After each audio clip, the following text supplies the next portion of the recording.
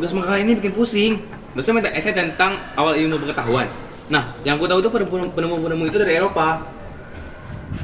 Eropa memang pelopor sains modern, Pal. Tapi, kalau bicara akar ilmu pengetahuan, kamu melewati satu masa, yaitu masa keemasan. Benar, Raji, Pak. Sebelum Renaissance di Eropa, Islam udah lebih dulu menyalakan obor peradaban. Maksud kamu, Dek, zaman kekhalifahan dulu? Assalamualaikum. Waalaikumsalam. Jadi sepertinya kalian Bapak lihat sedang diskusi berani. Boleh Bapak ikut bergabung? Silakan, Pak. Nah, pas banget nih, Pak. Saya lagi bingung soal sejarah ilmu pengetahuan. Deki bilang, Islam punya peran besar sebelum Eropa maju. Apakah benar, Pak? Benar, Deki tepat sekali. Islam itu bukan tentang penyebaran agama, tetapi juga tentang intelektual. Pada masa abad 8 sampai ke 13 itu, Islam itu masa di puncak-puncaknya. Seperti di Umayyah, dinasti Abbasiyah, Cordova, dan juga Andalusia. Tunggu, Pak. Jadi ilmu muslim dulu tidak cuma belajar agama, tapi belajar sains juga. Tentu saja, Pal. Dalam Islam itu ada dua ayat suci, yaitu ayat kauliyah, yaitu Al-Quran, dan ayat kauniyah, yaitu alam semesta. Dua-duanya itu wajib dipelajari. Tepat sekali, Ji.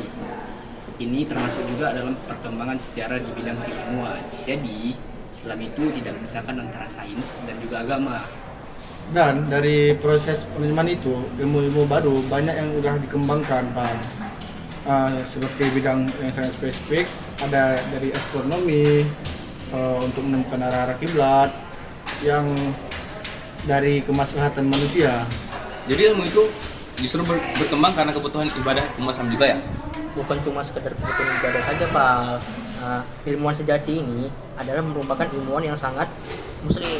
Kenapa? Coba kamu bayangkan, tanpa mereka, aku tidak bisa coding dan belajar teknik hari ini. Loh, emang apa hubungannya ilmuwan zaman dulu sama coding komputer zaman now? Pernah dengar algoritma?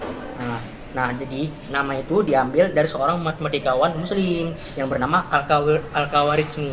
Dia adalah bapak aljabar. Konsep angka 0 hingga desimal itu dipakai sekarang karena dipopulerkan oleh beliau. Ada lagi nih di bidang kedokteran. Pernah dengar Avicenna nggak? Avicenna, beliau nama aslinya adalah Ibnu Sina.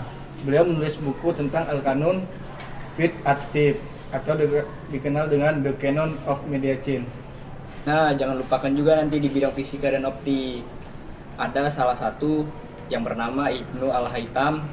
Beliau membantah bahwasanya di teori Yunani kuno mata itu bisa mengeluarkan cahaya, Pak.